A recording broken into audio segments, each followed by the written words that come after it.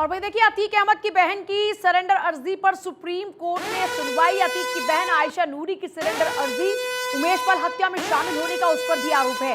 दरअसल उसके ऊपर आरोप यह भी है कि उसने इस हत्या की वारदात के बाद इन हत्यारोपियों को पनाह दी, और आरोप ये भी है कि इसीलिए वो भी आरोपी हो जाती है, क्योंकि अगर आप किसी अपराधी का साथ देते हैं, उसको संरक्षण देते हैं, तो आप भी आरोपी हो जाते हैं। दूसरा, इस कंट्रोवर्सी में उसके भी नाम का जिक्र इसलिए हो रहा है क्योंकि अतीक एंड फैमिली अतीक के जेल में रहने के दौरान में यहाँ पर इस तरह की तमाम हत्याओं की साजिश को अंजाम देने में अपनी अपनी भूमिका निभा रही थी, और उसी दायरे में अतीक की बहन आयशा नूरी भी आ चुकी है। आयशा नूरी की भी पुलिस को तलाश है। कभी बीच में खबरें यह भी आई थी कि शाइस्ता के साथ में आयशा नूरी भी है, लेकिन आयशा नूरी की जो सरेंडर अर्जी है उस पर सुप्रीम कोर्ट में सुनवाई होगी। अतीक की बहन आयशा नूरी की सरेंडर अर्जी, बीच में खबरें यह भी आई थी कि आयशा नूरी सरेंडर कर सकती है, और अब जो सरेंडर अर्जी है उस पर सुप्रीम कोर्ट में सुनवाई होगी। अतीक अहमद की बहन है आयशा नूरी, जिसकी सरेंडर अर्जी पर आज सुप्रीम कोर्ट सुनवाई करेगा। और देखिए, उमेश पाल हत्याकांड मामले में शाइस्ता और गुड्डू की तलाश लगातार जारी है। यूपी पुलिस की कई टीमें दोनों की तलाश करें। यूपी समेत कई राज्यों में दोनों आरोपियों की तलाश चल रही है। 67 दिन गुजर चुके हैं। 67 दिन से शाइस्ता और गुड्डू मुस्लिम फरार हैं। कई राज्यों में शाइस्ता, गुड्डू मुस्लिम की तलाश लगातार तेज है। देखिए, इस पूरी हत्या की वारदात में गुड्डू मुस्लिम, बमबाज गुड्डू मुस्लिम, जो बमबाजी करता हुआ नजर आया था, वो गुड्डू मुस्लिम, जो कि कई दफा नजर भी आया कई वीडियोस के अंदर शाइस्ता के साथ में। और शाइस्ता के ऊपर आरोप यह है कि शाइस्ता ने ही बैठकर यहाँ प्रयागराज में इस पूरे प्लान को एग्जीक्यूट करने में अपनी भूमिका निभाई है। अतीक की एब्सेंस में, क्योंकि अतीक सलाखों के पीछे था, वो बैठकर वहाँ मास्टरमाइंड के तौर पर प्लानिंग कर रहा था, और यहाँ पर उसका एग्जीक्यूशन देख रही थी शाइस्ता। और शाइस्ता के ही संपर्क में ये तमाम हत्यारे और बमबाज थे जिन्होंने उमेश पाल की हत्या की वारदात को अंजाम दिया। वो चाहे बमबाज गुड्डू मुस्लिम की बात हो, उसका खुद का बेटा हो, या फिर और अन्य हत्यारोपी जो उस दौरान में फायर करते हुए नजर आए थे, जिस कारण से मौत हो गई थी उमेश पाल की। देखिए, उमेश पाल के मर्डर के लिए अतीक अहमद ने साबरमती जेल से पूरी प्लानिंग की थी। इस प्लानिंग में बरेली जेल में बंद अशरफ भी शामिल था। एसटीएफ से जुड़े सूत्रों ने दावा किया कि अतीक ने हर किसी को कोड नेम दे रखा था। इसी कोड के जरिए बातचीत होती थी। अतीक अशरफ, असद के साथ साथ सौलत, हनीफ और नियाज का भी कोड नेम रख चुका था। इन सब के कोड नेम थे और इनकी बातें उसी कोड नेम के जरिए हुआ करती थी। जरा इस पर रिपोर्ट देखिए।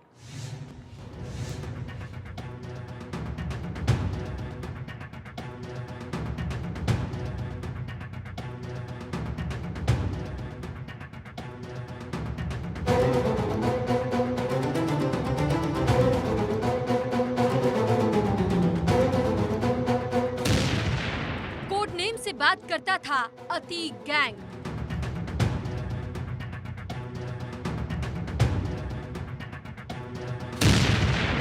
उमेश पाल मर्डर की कोड प्लानिंग। अतीक का कोड बड़े 006।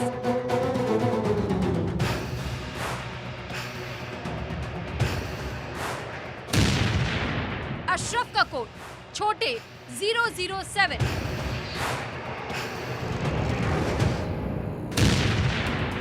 असद का कोड अंश यादव 00।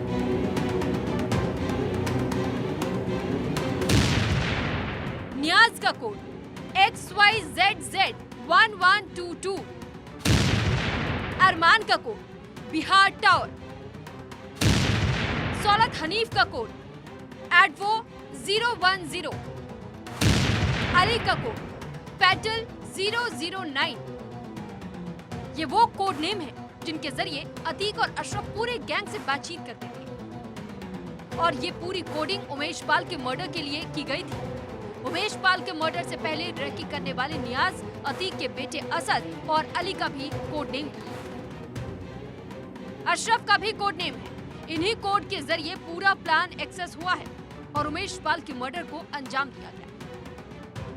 फेस टाइम के जरिए ये सभी लोग बात करते थे। हर किसी को आईफोन दिलाए गए थे और फेस टाइम के जरिए पूरा गैंग बात करता था ताकि कोई उन्हें पकड़ न सके। उमेश पाल की हत्या के मामले में एसटीएफ की टीम ने एक खुलासा किया है, जिसके मुताबिक साबरमती जेल में बंद माफिया अतीक अहमद ने साजिश में शामिल सभी लोगों को कोड नेम दिए थे। उसने शूटर नियाज को फोन भी किया था और मर्डर को कंफर्म भी किया।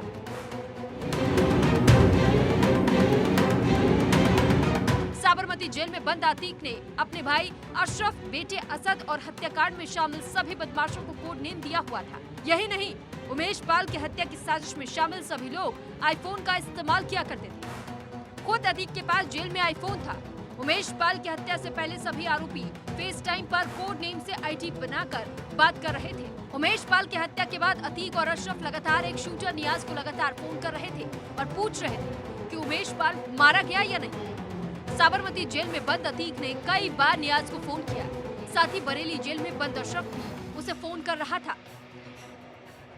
Bureau report, Bharat 24।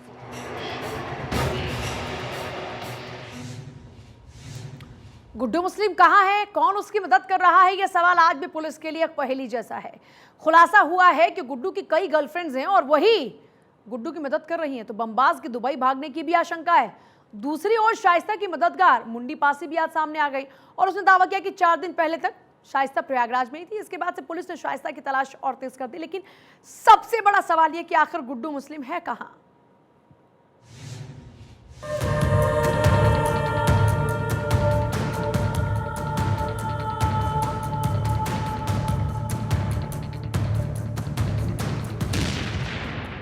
मेन बात ये है कि गुड्डू फरार है। मेन बात ये है कि गुड्डू गद्दार है। मेन बात ये है कि गुड्डू के कई मददगार हैं। मेन बात ये है कि चांदनी गुड्डू की पत्नी है। मेन बात ये भी है कि गुड्डू को कई लड़कियों से प्यार है। मेन बात ये कि सबीना सीमा के लिए भी वो बेकरार है। मेन बात ये है कि गुड्डू के गोवा में होने की खबर है।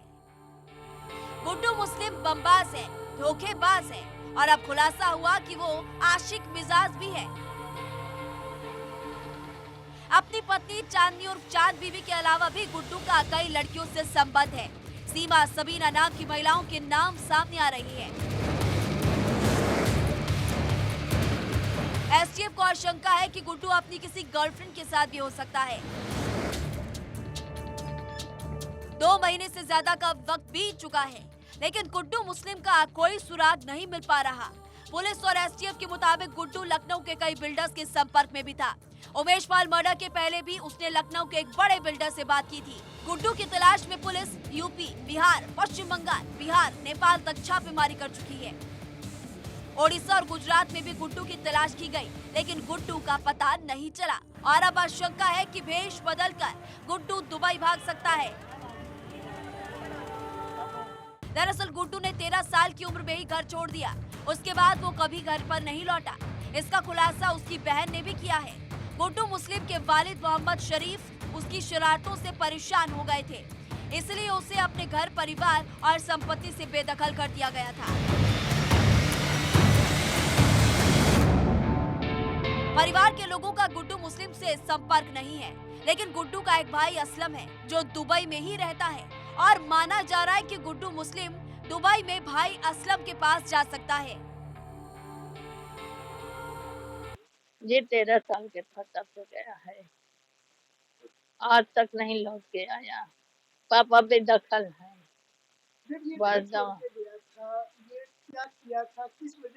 हम लोग को कुछ नहीं न पता इसके बारे में, क्या किया था क्या नहीं, बस इतना जानते थे पापा मम्मी मारते डांटते थे, एक घर छोड़ के चला गया, तब से लौट के नहीं आया।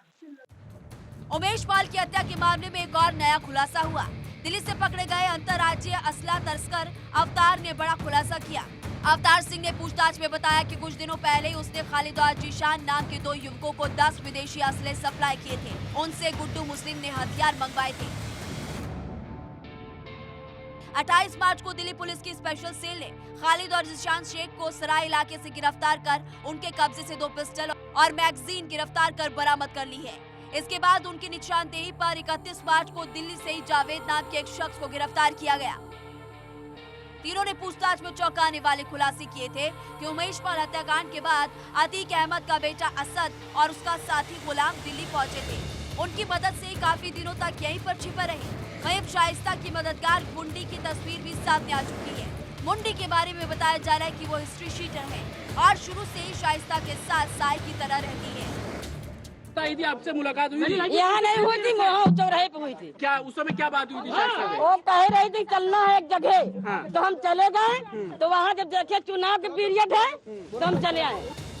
और वही शाइस्ता को फरारी कटवाने में मदद कर रही है। मुंडी की तलाश में भी पुलिस ने छापेमारी तेज कर दी है। Bureau report, Bharat 24। अतीक और अशरफ की हत्या के बाद अब उनके गैंग IS-227 को कौन संभालेगा? इस सवाल से भी ज्यादा जरूरी अब यह है कि अतीक की अकूत संपत्ति का होगा क्या? अतीक सट्टा किंग था। अतीक होटल और रेस्टोरेंट में पैसा इन्वेस्ट करता था। हवालों का कारोबार था उसका, हवाला का। हजारों करोड़ की संपदा के लिए अब अतीक गैंग के गुर्गों के बीच भी गैंग वॉर की संभावना बढ़ती जा रही है। तो उधर पुलिस ने प्रयागराज के कई होटल मालिकों पर भी शिकंजा कसने की तैयारी की है। बताया तो ये भी जा रहा है कि करीब 20 से 25 होटल्स और रेस्टोरेंट में अतीक का इन्वेस्टमेंट था, जहां से हर महीने शाइस्ता और उमर पैसों की वसूली किया करते थे। रिपोर्ट देखिए।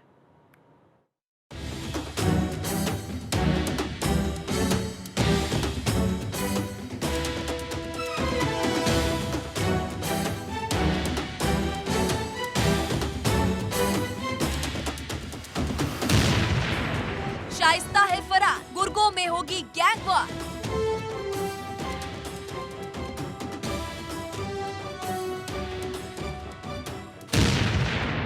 सट्टा बाजार में पैसा लगाता था अतीक।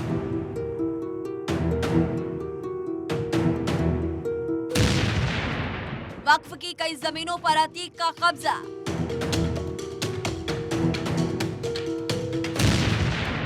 प्रयागराज के कई होटल में अतीक की हिस्सेदारी।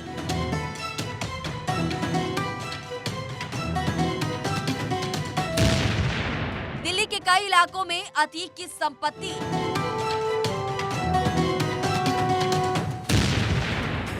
साकेत, साउथ, बाटला हाउस, ओखला में संपत्ति। प्रयागराज के 20 से 25 होटल और रेस्टोरेंट में अतीक का पैसा। शाइस्ता परवीन और गुड्डू मुस्लिम दोनों फरार है, तो शूटर साबिर का भी कोई सुराग नहीं मिल पा रहा।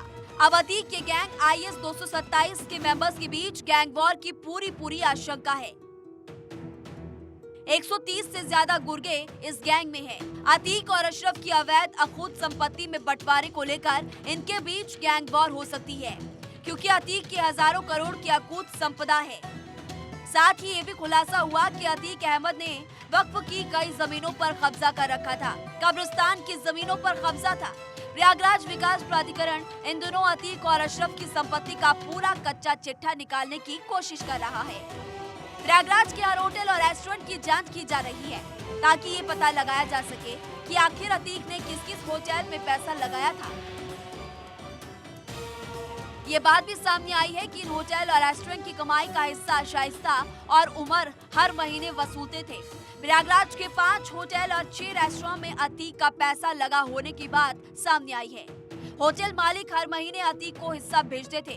प्रयागराज से लेकर दिल्ली तक ही नहीं, बल्कि मुंबई और गुजरात में भी उसने होटल और रियल एस्टेट में पैसा लगाया था। अब इसी संपत्ति को लेकर अतीक के गुर्गों में जंग छिड़ सकती है, और अतीक सट्टा किंग भी था। प्रयागराज पुलिस के रडार पर प्रयागराज के 5 सट्टा कारोबारी भी हैं।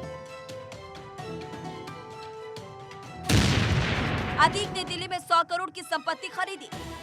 जबरन वसूली की रकम प्रॉपर्टी में लगाता था। माफिया के साथ साथ बिजनेसमैन भी था माफिया। अलग अलग बिजनेस में पैसा लगाता था अतीक। ज्वेलर्स के पास पैसा भी लगाता था अतीक। अतीक के पूरे साम्राज्य के वैसे तो कई दावेदार हैं, लेकिन उसके 2 बेटे जेल में हैं।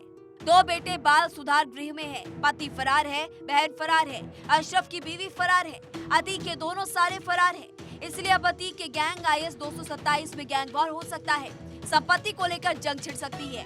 पुलिस को आशंका है कि इसी अकूत दौलत को सेट करने के लिए शाइस्ता फरार है, लेकिन शाइस्ता की तलाश में छापेमारी लगातार तेज होती जा रही है। वहीं जेल में बंद अतीक के बेटे अली से किसी के भी मिलने पर रोक लगा दी गई है। बहुत जरूरी होने पर सिर्फ वकील को मिलने की इजाजत होगी।